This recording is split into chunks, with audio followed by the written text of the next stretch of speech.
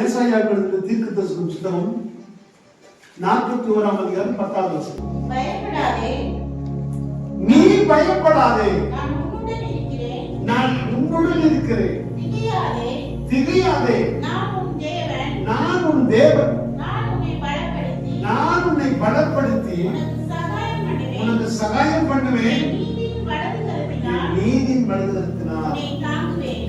கற்றுக் கொடுக்கிற வாக்கு தத்துவம் ஒரு வார்த்தை, நீ பயப்படாதே. என்று சொன்னால் நாம் வாழ்ந்து கொண்டிருக்கிற உலகம் பயம் நிறைந்த உலகம்.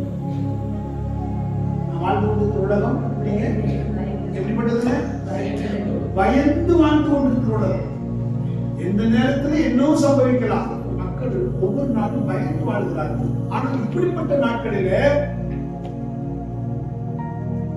கர்த்தர் தம்முடைய பிள்ளைகளுக்கு, தம்மை நேசிக்கிற தம்முடைய பிள்ளைகளுக்கு கர்த்தர் என்ன சொல்கிறான்னு சொன்னால், நீ என்ன செய்யாத. இன்னொரு அருமையான வார்த்தை, இன்னொரு வார்த்தை யார் சொல்ல முடியும் சொல்லுங்க? எந்த மனிதன் சொல்ல முடியும்?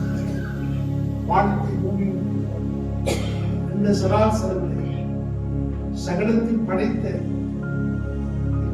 உண்டாக்கின கர்த்தர் சொல்கிறார், மகளே மகளே, என் பிள்ளைகளே, என் மக்களே, என் ஜனமே, நீங்க என்ன செய்ய வேண்டாம், பயப்படாது.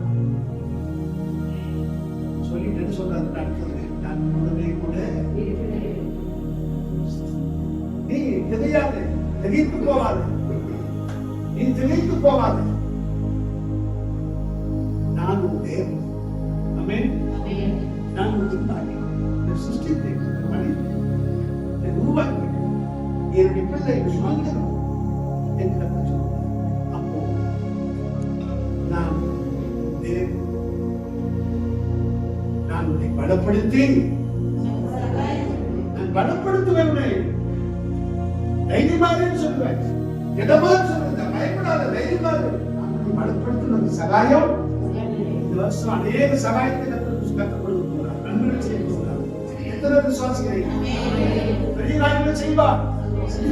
ஜெபம் பண்ணி பாருங்க, கர்த்தர் முன்பாக பெரிய காரியங்களை செய்வார்.